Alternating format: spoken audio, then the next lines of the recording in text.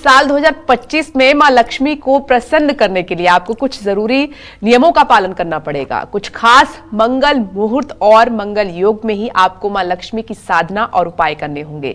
तो चलिए सबसे पहले जानते हैं कि साल 2025 में किन तिथियों में आपको मां लक्ष्मी की पूजा उपासना करनी है। तो पंडित जी, वो शुभ तिथि कौन सी है जिसमें मां लक्ष्मी की हम उपासना कर सकते हैं, उनका आशीर्वाद हमें मिल सकता है? देखो, ऐसा है विपनेश, तिथियां तो हमारे शास्त्रों का आधार है, मुहूर्त का आधार है, मुहूर्त का अपना विशेष महत्व होता है।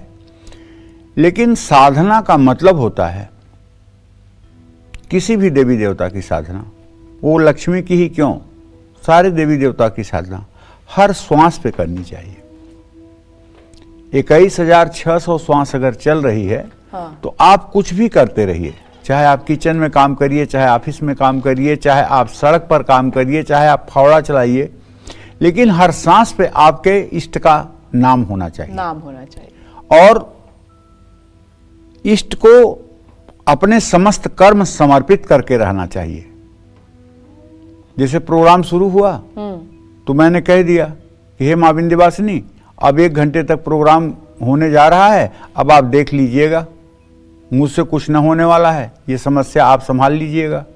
और फिर जब प्रोग्राम खत्म हुआ तो कहेंगे कि माँ तूने प्रोग्राम बहुत अच्छे से किया, बहुत अच्छा किया आपने, आपको बहुत बहुत धन्यवाद मैया। और फिर अब आगे बढ़ते हैं। तो कहने का मतलब अपने हर कार्य को आप ईश्वर को समर्पित करके अगर जीवन जीना शुरू कर दें तो दुनिया की कोई ताकत नहीं है कि आप निराश और हताश हो। गुरु जी कहते हैं जी, परम पूज्यपाद प्रेमानंद जी महाराज, और ये बात मैं अपने सभी दर्शकों से कहना चाहता हूं विपनेश जी, जो बनना है वो सोचो, और जो सोचोगे वही बनोगे। एकदम ये पक्की बात है, इसमें जरा सा भी इफ वट नहीं है। मैं सहमत हूं। हाँ, जो बनना है वो सोचो, और जो सोचोगे वही बनोगे। अगर अपने को अंडर एस्टिमेट करके, अपने को कम करके आप हर समय सोचोगे और हर समय अपने लिए नकारात्मक ताना बाना बुनोगे तो चाहे जितना दैव सहयोग करे लेकिन खुशी नहीं आ सकती। और अगर अपने को लेकर के एक सकारात्मक माहौल अपने मन में रखेंगे तो निश्चित है कि कुछ परेशानियों के बावजूद ही सही, लेकिन सफलता आपके कदम में रहेगी। बिल्कुल सही। इसलिए मैं अपने सभी दर्शकों से कहता हूं कि देखो, जीवन का चिंतन बदलो, जीवन का चिंतन बदलो। किसी भगवान को पाने के लिए, किसी ईश्वर की सिद्धि प्राप्त करने के लिए न तो देश बदलने की जरूरत है, न तो वेश बदलने की जरूरत है कि मैं चला जाऊं वृंदावन, मैं चला जाऊं काशी, मैं चला जाऊं ऋषिकेश, मैं रख लूं दाढ़ी, मैं पहन लूं पीला कपड़ा। अरे इससे भगवान नहीं मिलेंगे। भगवान मिलेंगे उद्देश्य से बदलने से। उद्देश्य से आपको ये कि प्रभु प्राप्ति करनी है। हर समय मन में एक बात चलाइए कि प्रभु की प्राप्ति करनी है, प्रभु की प्राप्ति करनी है। अब अपने आप प्रभु की प्राप्ति कैसे होगी उसका रास्ता प्रकृति आपको बताएगी। तो न भेष बदलिए न देश बदलिए, केवल अपना उद्देश्य बदलिए। इसी तरह से हमें दरिद्रता का दहन करना है जी। हमें दरिद्रता का दहन करना है और गरीबी को पटक पटक के मार के उसके सारे दांत तोड़ देना है। क्योंकि ये गरीबी जो है ये इतनी बड़ी डायन है कि अगर एक बार इसको पटक के बेहोश कर दोगे तो फिर 2 घंटे बाद उठ के खड़ी हो जाएगी, फिर लड़ने के लिए तैयार हो जाएगी। इसके लिए हर समय जागरूक रहने की जरूरत रहती है। और होता क्या है कि जरा सा आदमी जब सफलता की सीढ़ियों पर चढ़ता है तो वो सोचता है कि अरे वाह, मुझसे बड़ा कौन, अब तो सर्वस्व मैं ही हूं। और इस ओवर कॉन्फिडेंस में फिर वो जब आके लड़ती है तो चकनाचूर कर देती है। तो इसलिए हमें संयम नियम के साथ जीवन जीना चाहिए। और एक चीज याद रखना चाहिए, माया को सब कोई भजे, माधव भजे न कोय, जो कोई माधव भजे तो माया चेरी होए जी। अगर हम कृष्ण को, विष्णु को भजने लगें तो कृष्ण, विष्णु और श्री राम के श्री चरणों को लक्ष्मी हर समय दबाती हैं। तो लक्ष्मी तो ऑटोमेटिक आपके साथ हो जाएंगी। उसमें 1 मिनट का देर होगा ही नहीं। तो हमारे कहने का मतलब है जैसे मां लक्ष्मी, बिना लक्ष्मी के तो इंद्र जो है श्रीहीन हो जाता है। जब मां लक्ष्मी इंद्र से रूठ गई थी तो वो दरिद्र हो गया था। जाकर उसने ब्रह्मा जी के सामने नाक रगड़ी कि मेरा तो सारा वैभव चला गया। तो ब्रह्मा जी ने एक मंत्र दिया, श्रीमद् देवी भागवत महापुराण में इस मंत्र का वर्णन है, मैं कोई अपने मन से नहीं कह रहा हूं। ओम श्रीम ह्रीम क्लीम ऐम कमलवासिन्यै स्वाहा। और ब्रह्मा जी ने कहा कि हे इंद्रराज, तू जाकर के इस मंत्र का 10 लाख का पुरस्चरण कर, तब महालक्ष्मी प्रसन्न होकर तुम्हारा वैभव जारी रखेंगी। और जाकर के इंद्र ने इस मंत्र का 10 लाख का एक पुरस्चरण किया और उसके बाद इंद्र का जो है वैभव जागृत हुआ। अगर आज के इस कलिकाल में भी मैं गारंटी के साथ कहता हूं कि कोई भी आदमी, कोई भी स्त्री पुरुष संयम नियम से रह करके अगर इस मंत्र का 10 लाख का पुरस्चरण कर ले, 10 लाख इस मंत्र का जप कर ले, तो उसके दोनों हाथ बांध दो, दोनों पैर बांध दो। इसके बाद भी अगर उसके पास किसी चीज का जिंदगी में अभाव हो तो बताइएगा। लेकिन आप करना कुछ नहीं चाहते, सुख आपको पूरे दुनिया का चाहिए। गोस्वामी तुलसीदास जी ने ठीक ही तो लिखा है कि मति थोरी कटोरी न कोमलता, सुख चाहे मूढ़ न धर्म रता। धर्म में रति नहीं है, सुख सब चाहिए।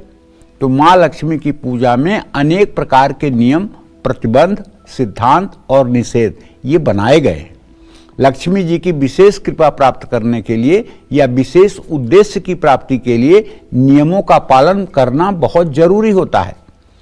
मां लक्ष्मी जी की साधना से पहले मुहूर्त को विशेष रूप से ध्यान में रखना चाहिए। 2025 में लक्ष्मी साधना के विशेष नियम ध्यान रखेंगे तो सालों साल मां लक्ष्मी का आपके घर में, आपके कारोबार में, आपकी दुकान में वास रहेगा। तो चलिए आज सबसे पहले मैं आपको बताता हूं कि 2025 में मां लक्ष्मी को प्रसन्न करने के लिए सबसे उत्तम तिथि कौन सी है। नवरात्र साल में वैसे तो 4 बार आते हैं, लेकिन 2 प्रगट नवरात्र हैं, 2 गुप्त नवरात्र हैं। यहां हम प्रगट नवरात्र की बात कर रहे हैं, शारदीय नवरात्र और वासंतिक नवरात्र। शारदीय नवरात्र आश्विन के महीने में होता है और वासंतिक नवरात्र चैत्र के महीने में होता है। ये मां शक्ति की उपासना और साधना के लिए साल में दोनों नवरात्र बहुत ही महत्वपूर्ण हैं। द्वितीया, तृतीया, पंचमी, सप्तमी, नवमी, दशमी, एकादशी, द्वादशी, चतुर्दशी और पूर्णिमा तिथि शुभ है। ये 10 तिथियां लक्ष्मी पूजन के लिए शुभ और अनुकूल मानी गई हैं। इन तिथियों में मां लक्ष्मी की उपासना करने से हर मनोकामना पूर्ण हो जाती है। चतुर्थी तिथि हर तरह की साधना के लिए और मंत्र ग्रहण करने के लिए अशुभ है। जय मां विंध्यवासिनी। आइए चर्चा को और आगे बढ़ाते हैं कि अगर आप साल 2025 में लक्ष्मी कृपा पाना चाहते हैं तो आपको किस दिन यानी किस वार में लक्ष्मी साधना करनी चाहिए और किस दिन लक्ष्मी साधना से बचना चाहिए। आइए पंडित जी से जल्दी से जान लेते हैं।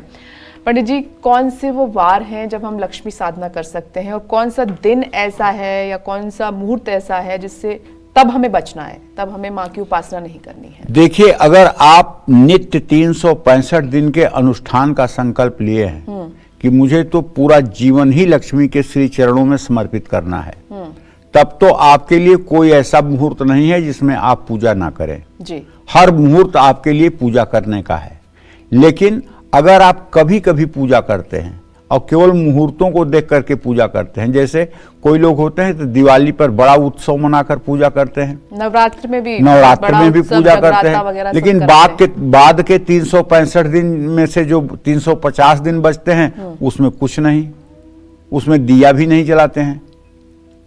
समझ रही हो ना? लेकिन जो लोग रोज उपासना करते हैं, जो लोग रोज श्री यंत्र का अभिषेक करते हैं, श्री यंत्र की पूजा करते हैं, श्री सूक्तम कनकधारा स्तोत्र का पाठ करते हैं, दक्षिणावर्ती शंख से अभिषेक करते हैं, जो लोग नित्य श्री सूक्तम के मंत्रों से हवन करते हैं, उनके लिए कोई नियम नहीं लागू होता है कि इस तिथि में आप पूजा मत करिएगा, इस तिथि में आप पूजा मत करिएगा, नहीं तो आपका नुकसान होगा। उनका कोई नुकसान न होने वाला है। ये भ्रम, ये मिथक तोड़ना चाहता हूँ। लेकिन केवल आप नवरात्र में पूजा करते हैं, केवल आप विशेष तिथियों पर पूजा करते हैं, केवल आप दिवाली की रात पूजा करते हैं, तो आपके लिए नियम है मुहूर्त है फिर कि आप खराब मुहूर्त में पूजा नहीं कर सकते हैं। आपके लिए तो मुहूर्त है। तो ऐसे में मैं आपको बताता हूं कि 2025 में माँ लक्ष्मी को प्रसन्न करने के लिए कौन से दिन सबसे उत्तम होंगे, किस दिन माँ लक्ष्मी की उपासना करना सर्वश्रेष्ठ होगा। तो लक्ष्मी साधना के लिए सोमवार, बुधवार, गुरुवार और शुक्रवार का दिन बेहद प्रभावशाली है। इसमें शुक्रवार का दिन माँ लक्ष्मी की उपासना करने के लिए सबसे श्रेष्ठ है। शुक्रवार के दिन की अधिष्ठात्री देवी ही माँ लक्ष्मी है। माँ लक्ष्मी की उपासना करने जा रहे हैं तो शुक्रवार से ही पूजा का प्रारंभ करना चाहिए। रविवार, मंगलवार या शनिवार को लक्ष्मी साधना को शुरू करना निषेध माना गया है। लेकिन अगर नवरात्र इन दिनों में पहला दिन पड़ता है तो निषेध नहीं होगा, क्योंकि वहाँ नवरात्र का महत्व होगा, वहाँ वार का महत्व नहीं होगा। इस बात को भी ध्यान में रखना चाहिए। दिवाली अगर रविवार, मंगलवार, शनिवार को पड़ रही है तो क्या आप लक्ष्मी साधना नहीं करेंगे? करेंगे, क्योंकि उस दिन दिवाली पूजन होगा, उस दिन पूजन नहीं होगा। ये बात भी मन में रख लेना चाहिए। जय मां विंध्यवासिनी।